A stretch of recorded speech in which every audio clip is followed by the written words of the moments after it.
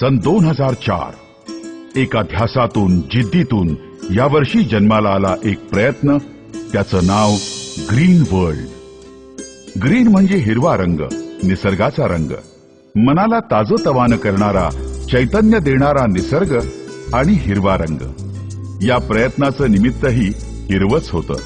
Nursery आणि शेतीच्या क्षेत्रात काम करणाऱ्या व्यक्ती आणि संस्थांची माहिती पुस्तकाच्या रूपानं लोकांसमोर आणण्याच्या प्रयत्नातून जन्म झाला ग्रीन वर्ल्ड पब्लिकेशनचा। आज 10 वर्षांनंतर मराठी प्रकाशन विश्वात ग्रीन वर्ल्ड पब्लिकेशन स्वतःची वेगळी ओळख घेऊन उभी आहे।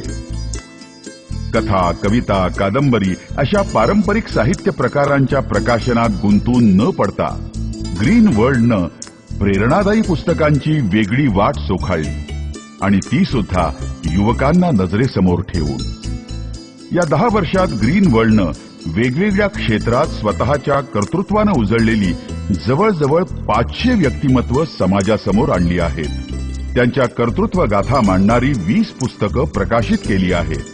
कृषी, उद्योग, व्यापार, सामाजिक सेवा, राजकारण, शिक्षण, आरोग्य, कायदा, प्रशासन अशा साऱ्या क्षेत्रात धांडोळा घेऊन ग्रीन वर्ल्डनं अनेक स्वयंप्रकाशी हिऱ्यांचा प्रकाश समाजासमोर, विशेष करून तरुणांसमोर ठेवला आहे।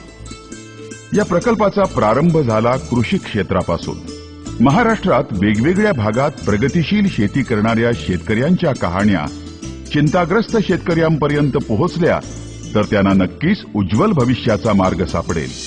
म्हणूनच ग्रीन वर्ल्डनं कृषी आयडॉल, कृषी रत्न आणि कृषी आयकॉन्स या 3 पुस्तकांद्वारे 100हून अधिक यशोगाथा शेतकऱ्यांसाठी प्रकाशित केल्या आहेत। आणि मग प्रवास सुरू झाला सगळ्याच क्षेत्रातल्या दीपस्तंभांच्या शोधाचा।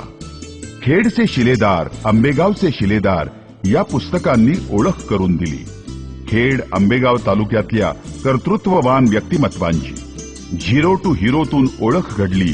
शून्यातून विश्व निर्माण करणाऱ्या वीरांची झेप, उडान, मराठी पाऊल पडते पुढे, खरेखुरे नायक, सहकार Bhushan, real achievers, real winners, माझं आकाश माझी भरारी, विवेकाचं दुसरं नाव विचार, रियल लाईफ विनर्स, जोडी तुझी माझी यातून समाजाला प्रत्ययाला अनेक यशस्वी व्यक्तींच्या तेजाचा आणि महाराष्ट्राच्या सुकन्यामधून झगमगला प्रकाश स्त्री कर्तृत्वाचा।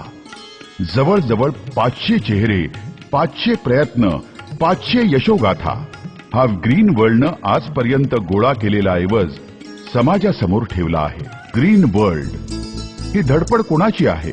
कोण आहे याचा सूत्रधार? ते आहेत गौतम कोतवाल।